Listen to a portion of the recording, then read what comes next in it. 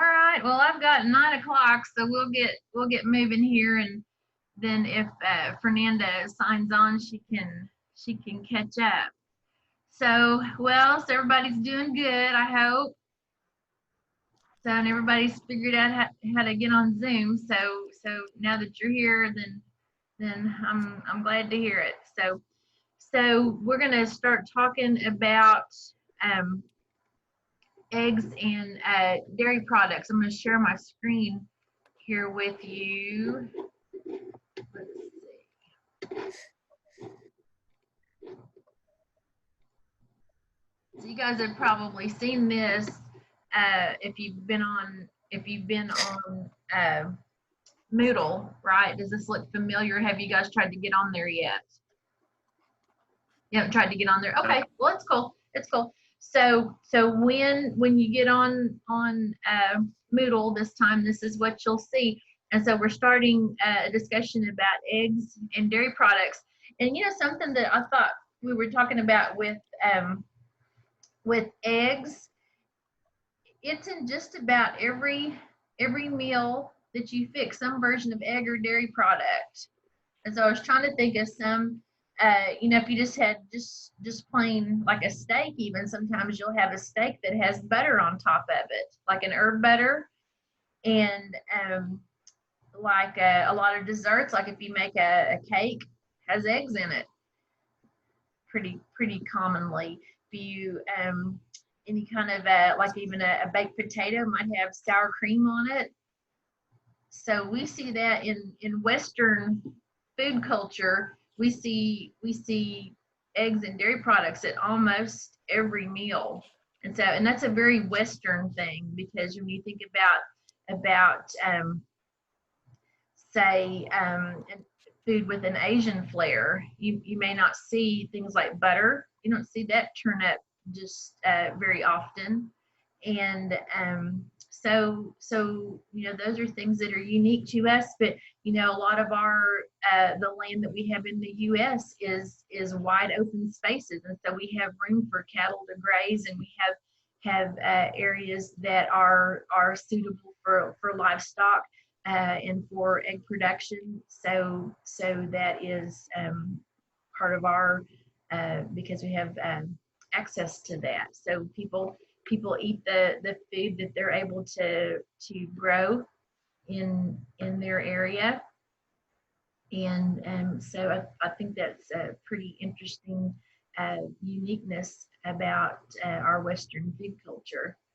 Okay, so let's get rolling here on the next one. So milk, of course, is a big part of dairy products.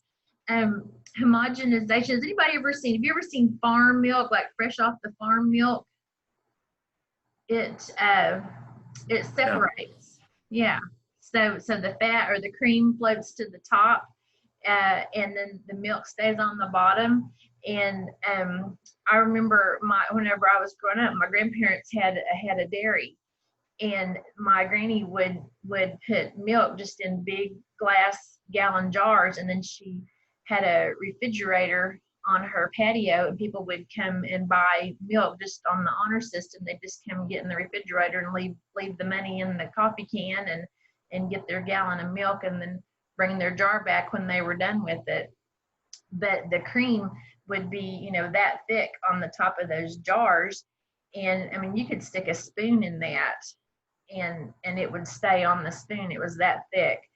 And that was a fun part of growing up, seeing things like that. But she would after they milked, they'd have it, you know, in a big bucket after they milked, and then she would pour it through cheesecloth and of course strain everything, and then put it in those big gallon jars, and that was what she did. So but I don't know how you know, that was a long time ago, so I don't know how the health department would feel about that right now. And I don't know if it's because of small batches, you know, that she was able to do that, or that it was, you know, in the late 60s and early 70s when she was doing that. So that may have also been part of that too. So anyway, things have changed, but you can still buy farm milk from local farmers.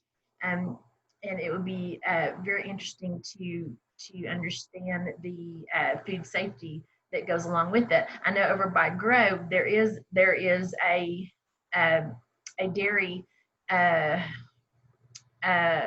Loma Dairy. If you happen out by oh, it's kind of over there by Grand Lake Casino before you go over the Cowskin Bridge. It's kind of over that way. But they sell whole milk and cheese and butter, and they make a lot of the cheese and the butter there on the property. And we actually a couple of years ago went out there and toured that facility, and the guy that runs it, he's actually a retired vet, and he's been doing this for quite a while. And he has Guernsey cows. Are kind of a you know kind of a blonde color of a. They're not red and not chocolatey brown. They're kind of a lighter colored cow. And anyway, they were just when we were there, they were just running them up, not running, but walking them up to the milking station, and it's a fascinating to watch. Anyway, but if you guys are ever out that way, you can just drive up and buy milk and dairy products at his farm. Yes, Seth. Okay. Now I got a question for you. You got the homogenize, and you talked about your grandma pouring it through the cheesecloth. Mm-hmm. Now, but then you said when they came and the customer bought it, the cream was on the top. How do they now, what's the process to keep the fat from floating to the top? What do they do? Because I mean, you buy a gallon of milk at Walmart, they don't have that. So. It doesn't do that. That's right. So it is those molecules of that fat are broken down a little bit further in that homogenization process rather, and it causes that fat to stay mixed in with the milk product so it doesn't separate. And so it's just that process of breaking that up so it is more evenly distributed within the milk. And so, and you can buy, at the store, you buy 2%, 0.5% skim or whatever, and that does have to do with that cream. They will remove it at whatever percentage that they want the milk fat to be. And so, yeah. So, but there's nothing, if you drink whole milk, for instance, then you drink skim milk, it's like night and day difference. I mean, the whole milk just feels it has a creamy residue, whereas that skim milk is kind of watery. It's a lot different.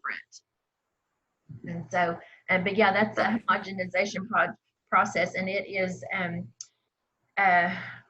just those fat molecules are broken down where they stay, where they don't float to the top. So that's a good question, Seth. So, and pasteurization, which is something that, neither one of these my granny did. And pasteurization is the thing that probably the health department would be concerned about, and that is that where they're heating it enough to kill any of the bacteria that might cause a problem. So, but fresh milk is yummy, so nothing like it to make ice cream with, for sure. Okay, any questions? Yeah, how about that? So, well, here's calcium. Calcium is really, something that we talk about that we get from milk and dairy products. But there's, like broccoli, for instance. Broccoli's got tons of calcium. So it's not just dairy products that are calcium rich, but we do get that from dairy products. One of the things that we're concerned about, like with youngsters, for instance, is that 99% of that calcium that these kiddos have is found in teeth and bones. And if your body is not getting enough calcium, it will start taking it from your bones and your teeth. And so we want to make sure that we're getting enough, and especially in youngsters as they're growing, because that kind of sets the health standard for the rest of their life. So that's why we want to, we're feeding kids milk. Now, some kids may have a dairy allergy, and we can give them other things, like I was saying, like the broccoli that have the calcium, but you need calcium. Okay, I like this little horsey's teeth there, big toothy grin there. All right, so some folks are unable to eat dairy products. Does anybody, either of you have dairy issues? No. Okay, Mendez, how about you? Well, Mendez. Oh well. All right, so but that, what's that? Are you lactose intolerant, Mendez?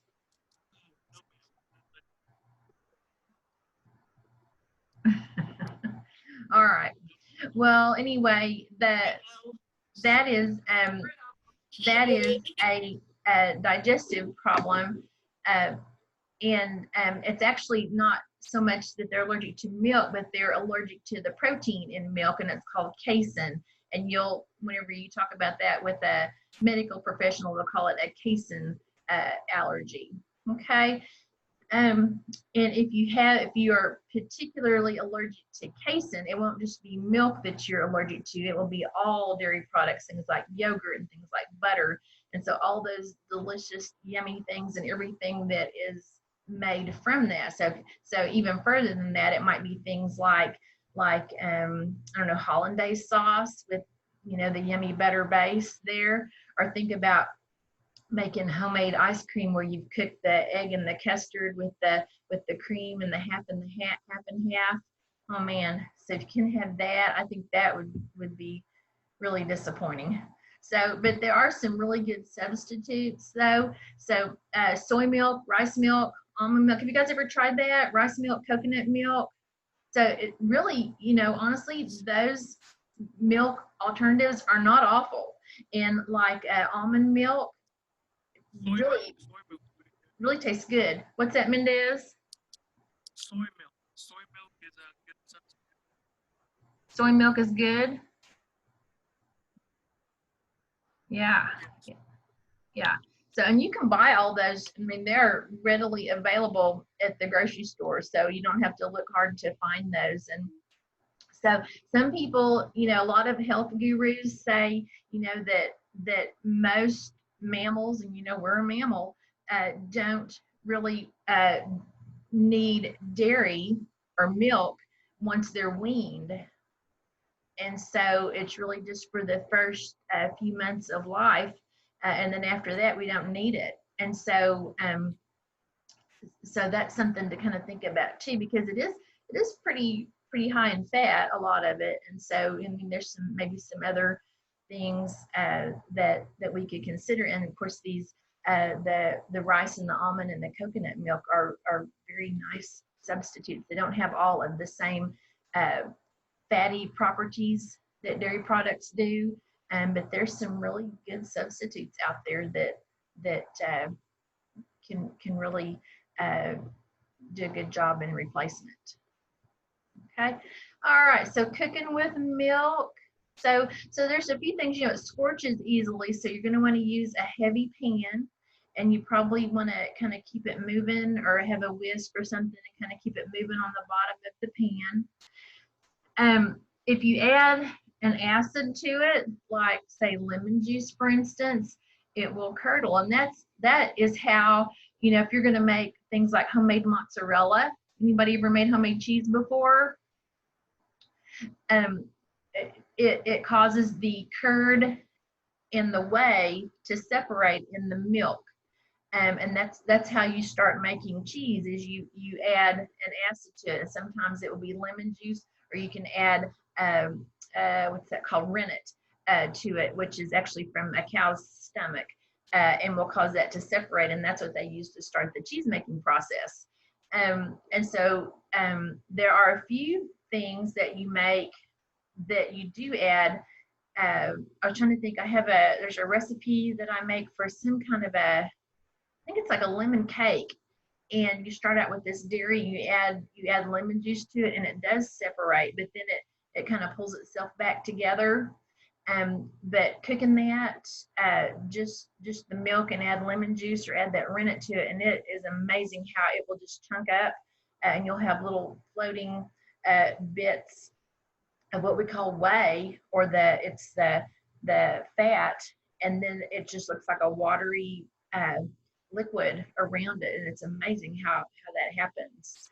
So when you think about cooking with milk, though, remember we talked about that there are, you know, different percentages of fat of milk, and that will affect the end result of whatever you're cooking. So if you're making ice cream, for instance, a lot of ice cream recipes will call for whole cream, or maybe half and half, or at least full fat milk, as opposed to skim or a light. And you can definitely tell the difference once it's churned. You know, milk or ice cream, whether that's made with half and half or cream, is much creamier than that lighter version. You can definitely tell the difference. And like we were talking about earlier with the creaminess and the mouth feel, whenever you that full fat, I mean, it just kind of coats the inside of your mouth, and you can definitely tell the difference in a creamy product. Okay, so there's the fatty components of milk, or the fatty component is called cream. And when you go to the grocery store, there's a couple of different kinds of cream that you can buy. And you'll see just in the refrigerated section there with the milk, you'll see heavy cream. And that's also known as whipping cream. So if you see, you know, the recipes kind of use those terms interchangeably. You might see heavy cream or whipping cream. And sometimes people get confused with whipping cream and they think they mean, oh, Cool Whip. And so, but that's different. And so heavy cream is still in that liquid form, although it's thick. Okay, so don't get confused with that. If it says whipping cream, it doesn't mean already whipped. It still means that liquid form. But those terms are used interchangeably, heavy cream and whipping cream. You'll see it both ways in recipes. And then the other one that you'll see is light cream. And you'll see that in some older recipes. Usually right now, I think most of what you see out there says half and half. But sometimes you'll see something that says light cream, and that is half and half. Okay, everybody pretty clear on that? Yeah, okay. All right, so here's butter. Oh man, butter is the best. And real butter is made from cream. You know, that stuff we said that floated to the top? Have you guys ever tried to make butter before? You ever made butter?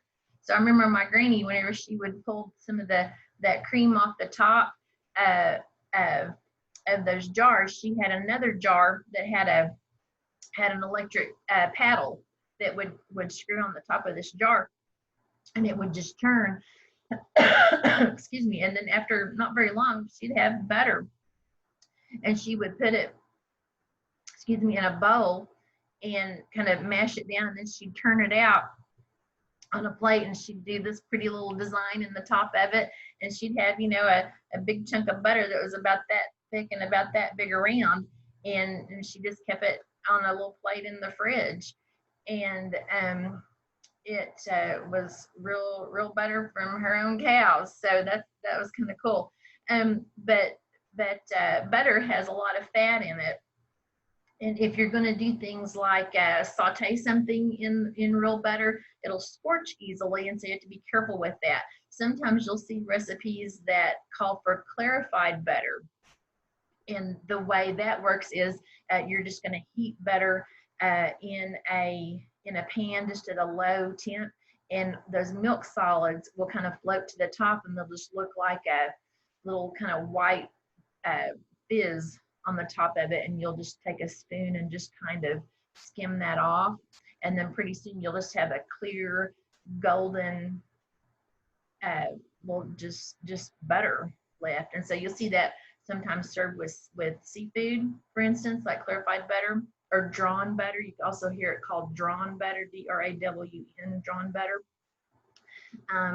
But what that does is it raises that smoke temp of the butter, so you can get a good saute without scorching those, because those milk solids will scorch faster than clarified butter will. So and it just looks prettier too, because it doesn't have that those little white fizz on the top. Okay, and margarine is not butter. Do not be confused. Okay, butter comes from cream, which comes from cows. Margarine comes from a plant that is made from chemicals. Do not be confused. It is not the same thing. Okay, so margarine probably begins life as a soybean or as some kind of corn or something, and then it is put through a plant, and it's spun at high temperatures. So some weird thing happens to it in a lab, and then it's actually white. It doesn't even have the golden butter color to it. That's color that's added to it. So if you're a purist, then I'd say just go for the real butter. So anyway, it's not real. It's made in a lab. So we have a little experiment sometime. We'll talk about that. Okay. All right. So cheese. Does everybody like cheese? Yeah, I love cheese. Yes. Do you like cheese, Mendez? Yes, ma'am. Yeah. So here's some different kinds of cheese that are listed here. So fresh cheese is like what I was talking about, and you can make this at home, like fresh mozzarella or goat cheese. You guys ever had goat cheese before? So I have goats, but I don't, excuse me, raise them for milk. Excuse me, one of my friends does, and I would get goat's milk from her sometimes and make goat cheese. And that was what I was telling you, we add the lemon juice to it, and you cook it a little bit, and it separates, and it has a nice kind of a tangy kind of a flavor to it. Kind of reminds me of sour cream a little bit, but it's much more, has a little more of a curd to it, and you can add different kinds of herbs to it, and it makes it pretty tasty. But fresh cheese is not aged, so it's something where they've had whatever animal's milk that they were using, and they have added whatever acid they were going to add, and then it's pretty much ready. So they haven't aged it in any way, so it's usually really soft. You think about mozzarella, it's pretty soft and squishy, and things like cream cheese, how it's pretty soft, cottage cheese. So that fresh cheese isn't aged, and so it hasn't had time to set up. Excuse me, I was getting kind of raspy. So there'll be some other kinds of cheese, like semi-soft cheese. So that'll have been aged just a little bit, like Fontina. Have you guys ever had Fontina cheese? It has a nice mild taste to it. There's some soft cheeses, like brie, for instance. Now that cheese has been aged. It has a nice crust, we'll say, on the outside, or a skin, but it has a really low melt temp, and you'll see it a lot of times on cheese trays, or you'll see it sometimes at holidays. Sometimes you'll see it baked inside of puff pastry and have some kind of a glaze over the top of it. And it's so yummy. But it's real creamy and soft. Some of the grating cheese you might see, like Parmesan, you'll see that as a topping, and that's a really hard cheese.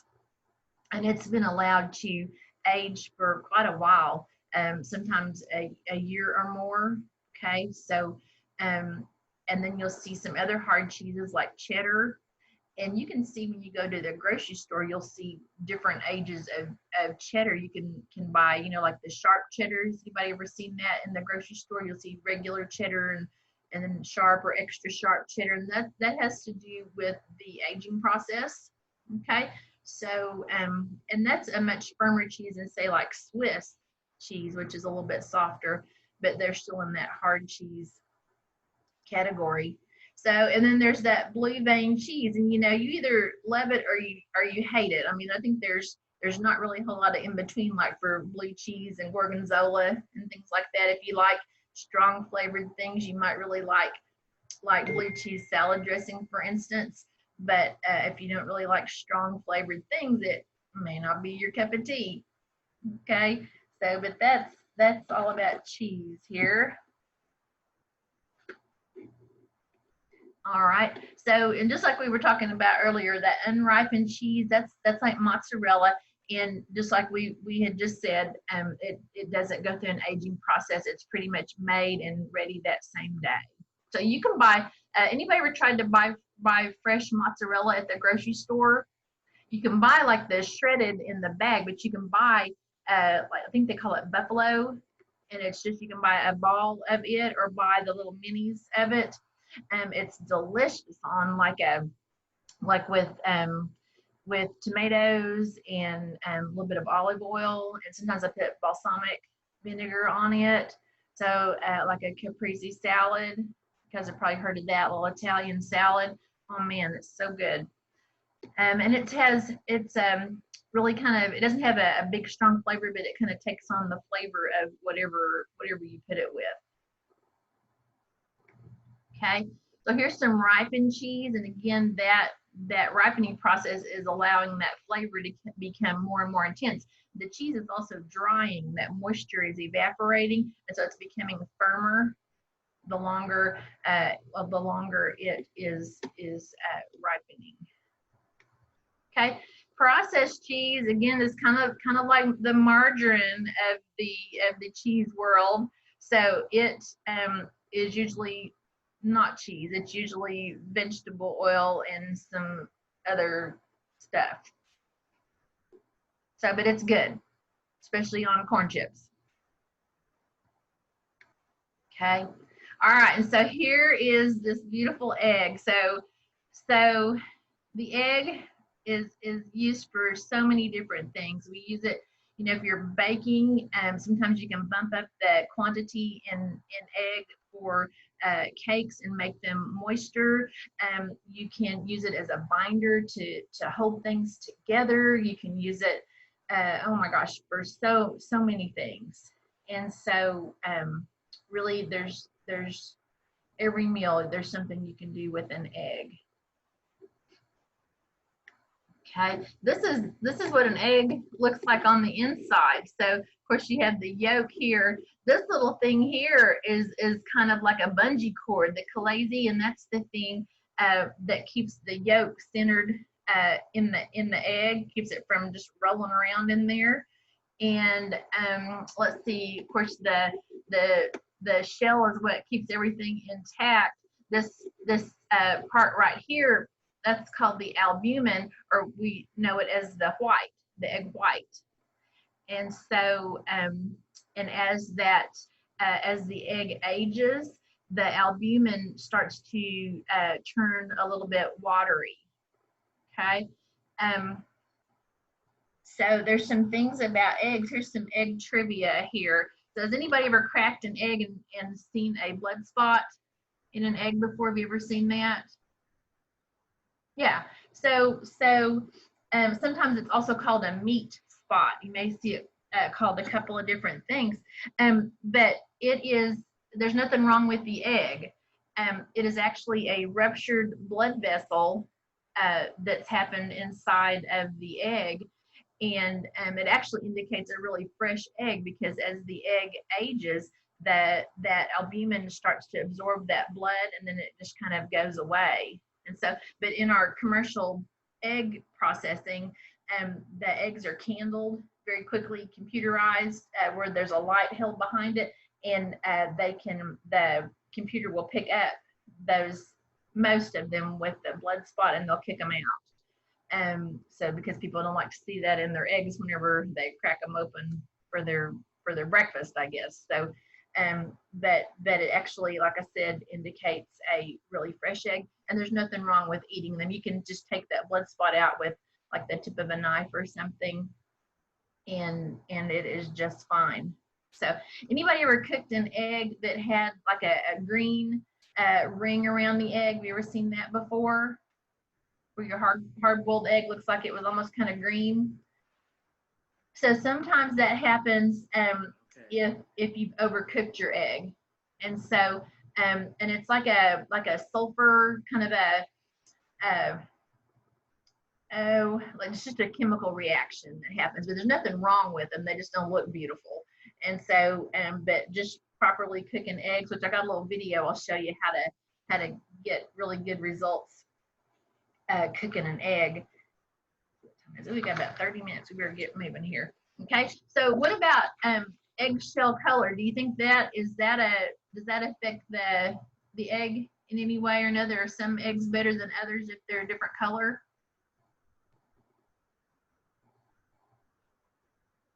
Don't know. Sure. Yeah. Okay. So the eggshell color is determined by the breed of chicken. And so it really doesn't have an effect on the flavor of the egg or anything like that. Now, most commercial eggs that we're getting just in large bunches, usually they're white eggs, but there are people that prefer brown eggs. Now, usually brown eggs come from chickens that are bigger, from larger chickens, and so they take more feed, obviously. And so sometimes brown eggs will cost a little more, but it's just because of the production, because the animal is bigger. But there's really not any difference in the egg in general. So eggs will keep really pretty much indefinitely. The commercial eggs that you buy at the grocery store, they do have something, they have a date on them, like, and that date is the pack date. And they'll also have what we call the Julian date. And what that means is, every day throughout the year is a number, like December 31st is 365, and like January 1st is 1. Does that make sense? And so those Julian dates are put on the egg carton, so you can tell what day that they were packed, which is kind of interesting. Who knew? But eggs, commercial eggs are going to tell you you probably get about a month for those that they say. But what's really going to happen is the egg isn't really going to spoil. It's just going to start to dry up, because that albumin, it'll just start getting watery, and then eggshell is pretty porous, and so that moisture is just evaporating. Okay, but eggs are super economical. They have really high protein, and when you think about eggs versus buying meat, for instance, they're so economical, because you can buy like a dozen eggs for $1, or not much more than $1. And you think about that, pound for pound, that's some cheap protein. And so they're very economical. So let's move on here then. So there's different kinds of grades for shell eggs. And so usually whenever you're buying, if you're like a breakfast joint, or you're making breakfast menus, you want you'll buy grade A eggs. And what that means is, like over here, see how that yolk is sitting up nice and high on that fried egg there? And that's what you want, because it looks pretty. It's a visual thing. And so they just look nice. Okay, so, and it won't spread out too much on the pan whenever it's cooking. And it's, like I said, just a visual thing. So grade B eggs, they're the ones where that yolk doesn't set up quite as high, and usually you'll see those things turn up as like a scrambled egg, or sometimes you'll see like frozen eggs that come in a carton, and you're going to use those for making things like quiche, or you might see it for scrambled eggs, or some other purpose, but not like a fried egg that goes out on a breakfast plate. Okay, something where it doesn't matter what that egg looks like. Although, I mean, they're still good eggs, but they're just not beautiful. Okay, does that make sense to everybody? Okay. So eggs are sized also. They're ranged in size. I think I got that on it. Yeah, right here. They're based on weight per dozen. Wherever you buy those at the grocery store, usually at the grocery store you can buy medium eggs and large eggs, and sometimes you can buy extra large eggs, but not all the time.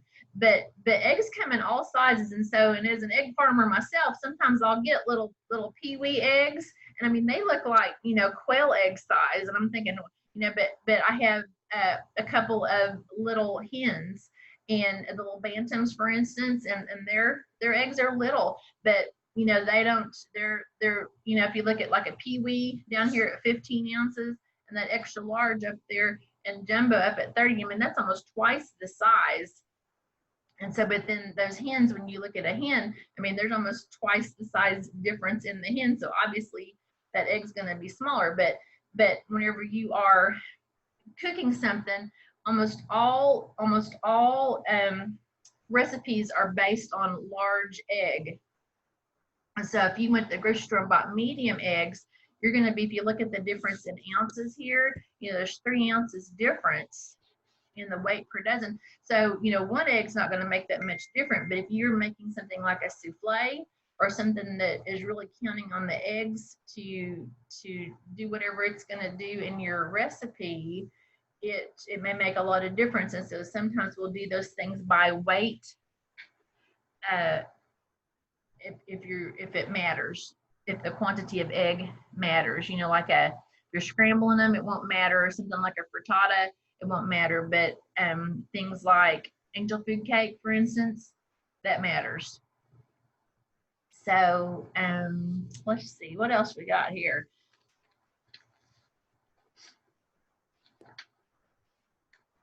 All right, so we kind of just talked about this, about the large eggs and the recipes being based on large eggs. Okay. Okay, so some food safety things that we probably should talk about. Whenever you're cooking eggs, you don't want to just dump out a whole bunch or crack up a whole bunch and then just leave them in a bowl. So you want to use those up pretty fast. So if you're doing, you know, scrambled eggs to order, you know, make those as you go. Don't crack up a bunch of eggs and then just leave them in a bowl. Okay. Pasteurized egg recipes, you know, if you're doing food that's for sale to the public, and especially public like hospitals, nursing homes, places like that, you're going to want to use pasteurized egg products for things like meringue, for things that we're not really going to cook too much, because we want to be careful with that for that particular population. Yes, Seth? I have a question about pooling eggs. I've seen that done quite a bit. And so my question is, what is the reasons why you don't want to do that? Okay. Because I've seen it done, like even at work, they'll have something the next day for breakfast, and I'll see the ladies the day before, you know, in a pair, and they're putting eggs in a gallon bucket or a 5-gallon bucket. So what are the risks, and why do you not want to do that? Well, the eggs are the shell is that protective coating for the egg. And so once it's out, the clock's ticking on that stuff. If you're leaving it out unprotected for a while, you know, once they've been refrigerated, they need to stay cold. And commercial eggs are refrigerated from the beginning. And so things, bacteria, you know, it's not protected anymore, so bacteria can start to grow. That pooling of eggs is, you know, if you've been dipping things in it, you know, if you are, if they're measuring it out, I don't know what they're doing with it, but it's just a better practice to keep your shell eggs in the shell. If you're going to use, if they're wanting to make them for like scrambled eggs, for instance, it might be better to buy that frozen egg that's in the pasteurized containers. And so that's a better, probably a safer procedure. And so, but as long as you're following, you know, food safety, a lot of times you see that and it's made where you're doing scrambled eggs to order and they have it in a bowl and it's just sitting there and the clock's ticking on it and they're not keeping it refrigerated. That's a problem. You know, our good old food safety, you know, you have it has to be temperature controlled, and if it's more than 4 hours at a temp, it's got to go. And so, but what happens is, you know, if we're using out of that bowl multiple days, that's been sitting out, you know, 2 or 3 hours today, and then we got it out in 2 or 3 hours tomorrow, and you know, pretty soon that 4 hours has come and gone, and so it's easy to go over that time limit. See how that is, yeah. And so it's just a better practice to not do that. So, but I mean, you do what your employer tells you to do too. So, but just from a food safety standpoint, yeah. So, let's see here. I think I've got a little bit of food safety stuff in here we could talk about. Let's see what I did with that. Right here. Oh, the risk of getting an illness from an egg. So you know, we always kind of associate egg product and salmonella, right? And you know, one of the things that we're doing is as soon as those eggs go through that candling process, they get them refrigerated and cooled down immediately. You know, like farm eggs, like I don't usually refrigerate my eggs. And so, but the deal is once they are refrigerated, they need to stay refrigerated because if you leave those eggs set out and they're cold, they'll sweat, and then there's a potential for a bacteria problem to start growing there. So once they're cold, they need to stay cold. Now, farm eggs, if you don't ever refrigerate them, they're fine. And so I just leave mine on the counter, and the worst thing that's going to really happen to them is they're just going to dry up. And so we don't have any food spoilage, but once I refrigerate those, they have to stay refrigerated. Okay, does that make sense? So, but from a food safety standpoint, I looked it up here, and it says there's a really small number of commercial eggs that are contaminated with salmonella. It says 1 in every 20,000 eggs. So it says if you're a regular egg consumer, you might encounter a contaminated egg once in 84 years. So the odds of getting salmonella, you know, so I feel like I can enjoy meringue and not feel bad about it on top of my, you know, my pies, or, you know, and a lot of times I'll make ice cream, you know, and not cook my eggs or whatever. And so, you know, I'm not too worried about it. But, you know, for those special populations, you know, for nursing home folks, hospital folks, always use that pasteurized product, because, you know, salmonella would be something that would just, you know, if they were already in a weakened state, would just wipe them out. So don't want that.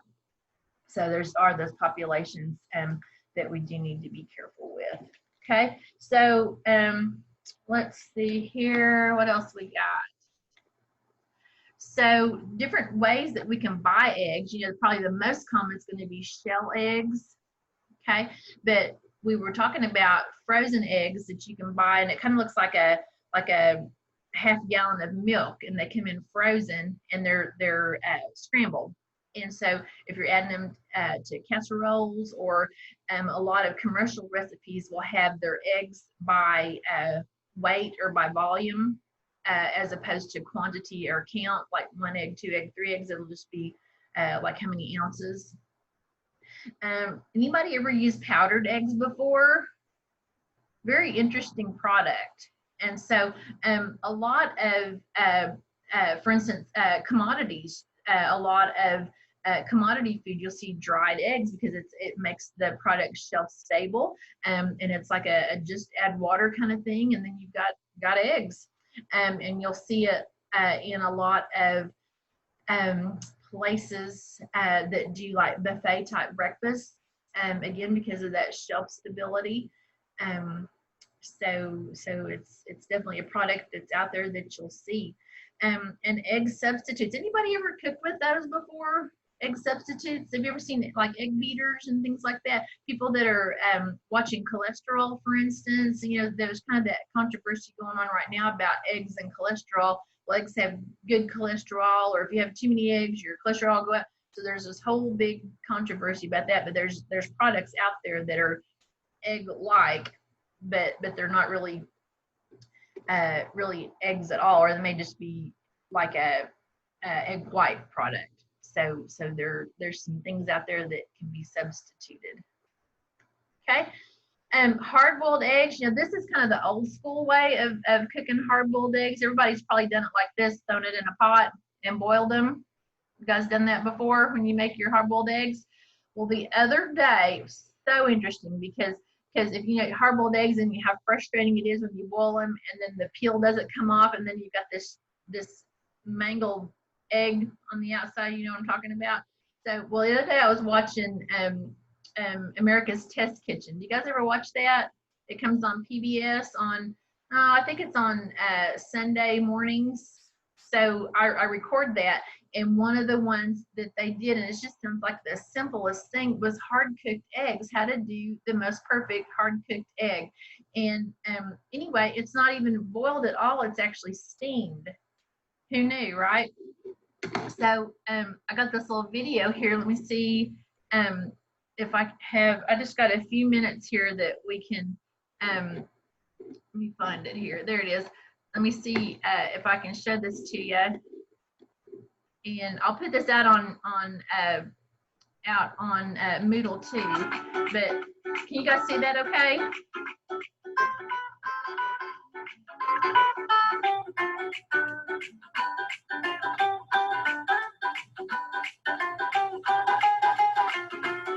See their little steamer, the little flying saucer steamer?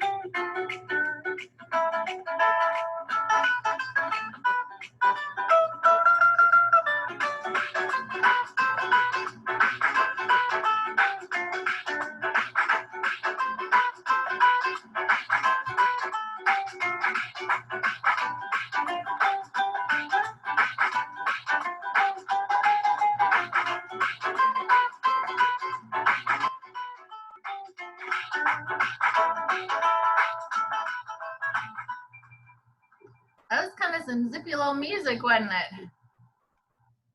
Talking about It sounded like like SpongeBob. a little fun day where we just play Minecraft or I'll play. stop there. Okay. Anyway, that was kind of funny, wasn't it? Let's see, we'll go back to my slideshow now if I can figure that out again. Here we go. So, all right, so there's Good our, grammar and spelling are important, but if you want to All right, write yeah. essays that hang on a inspire, minute, a little technical messages difficulty that here. forge brighter connections, and emails that get the job done, you need to think about more than just grammar and spelling. All right, stop it. There we go. Sorry about that.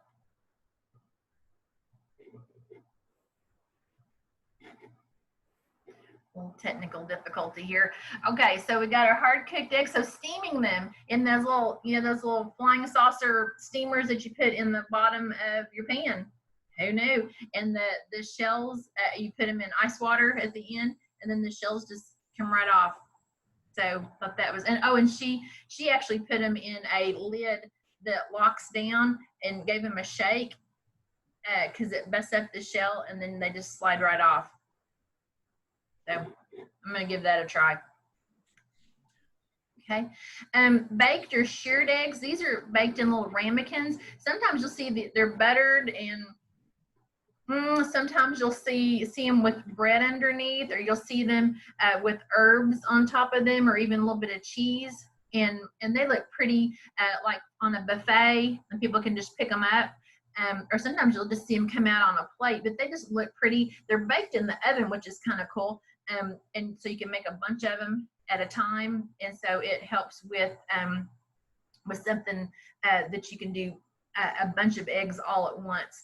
And you can take them out of the ramekin, or you can serve them in the ramekin. But they just are something fancy, and just look just something different and pretty. Poached eggs. So we'll be poaching some eggs here in the next few days. But eggs Benedict, for instance, is one of those poached egg dishes. But you'll see poached eggs turn up in several different places.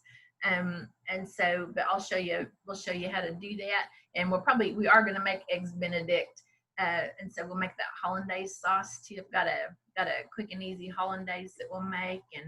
And anyway, so we'll be making some poached eggs before too long. And good old scrambled eggs. That's something you have just about every morning for breakfast. Okay, fried egg. Oh, and P.S. on scrambled eggs, there's the milk controversy and the water controversy. Do you add milk or do you add water to your scrambled eggs? Seth, what do you do? Milk. Milk. Okay, Mendez, what do you do? Milk, yes, ma'am. Milk. What'd you say, Mr. P? I said, do you add milk or water to your scrambled eggs? I don't add, I add butter and a little bit of water. That's about it. Butter and water. Okay. But So So yeah, I think there's a ton of different schools out there. I watched do you guys know Alton Brown on Food Network? Yes. You I ever like watch that him? guy. So he says just a little bit of water to it because it evaporates, it steams, and it makes them fluffy. So but I'm totally down with butter too, Mendez. So I think anything goes with scrambled eggs. So that's what I need. I need to make a list. Okay, fried eggs. So those are sometimes you'll see these as basted eggs too. You know, because there's not a whole lot of restaurants that are serving sunny side up eggs anymore. But usually how they're cooked is they're basted. So they're either going to be cooked on the flat top or in a skillet, and that the yolk stays on top. But then they're going to pour a little bit of the fat over the top of it that they're cooking it in, kind of spoon it over, and they'll either put the lid on the skillet or they'll have a steam pan that they're putting over the top of their griddle to let those kind of steam a little bit while they're cooking there on the griddle. And they'll go ahead and cook the top of that yolk and set it so we get it up to temp so you don't have a food safety issue. Okay, omelets, good old omelets, and you know that's kind of a little bit of a practice. You know, you can either flip them in the pan and turn them over, or you can roll them. Anybody ever made like a big omelet? We make them here sometimes. We'll cook them in like a sheet pan and flip them out and put some filling in. Then we'll roll them up like a pinwheel, or roll them up like a jelly roll, and you can serve them sliced, and they're beautiful like that with the veggies in them. And then that's a good way to serve omelets to a bunch of people really fast. And so something to think about. I had that recipe if anybody wants it, by the way. Okay, quiche, you make lots of quiche. So, and quiche can be anything you want it to be. It's basically egg pie. So if you can make a pie crust, and then you just make a custard that goes in, and I mean, anything goes. Clean out the refrigerator, and you can put anything you want in a quiche. Okay, souffles, these are pretty persnickety, and they don't like to be banged around very much. And if you don't get the temperature right and the whipping of the egg whites right, it's not going to work. And they also have to be served immediately. They don't hold. There's not a lot of restaurants that serve souffles. They are made to order. You might see kind of a fancy restaurant might be doing a small version of it that's timed, but it's pretty rare that you find a true souffle that is served in just a plain old, in just a normal restaurant. Okay, so look at that, we made it. So probably tomorrow when you guys are here, I'll give your books out, and then we'll get rolling. You guys can get rolling on your assignments, okay? And tomorrow I'm hoping I'm going to go to the grocery store tonight, so I should have stuff for you to be making a few things, okay? So any questions or comments, concerns about today? Everybody all right? Are we going to have a chance to? Yes, ma'am. Are we going to have a chance to make souffles, or is that kind of like a time-consuming, more advanced than where we're at kind of thing, or? Well, we do make those. I have a really nice recipe for a spinach and cheese souffle. And in past years, the students haven't been that in love with souffle, so I kind of skipped over it. But if you're interested in that, you know, it's relatively inexpensive to make, and so we could definitely give it a whirl if you want to. Souffles would be good to make. Okay, all right. Well, I've got, like I said, I've got a recipe for a spinach souffle that's pretty tasty. So has That'd be so good. cheese in it. Yeah. Okay, well, we'll give that a whirl. All right then. Well, what else, guys? You give anything else? Our first assignment, you said? Yes.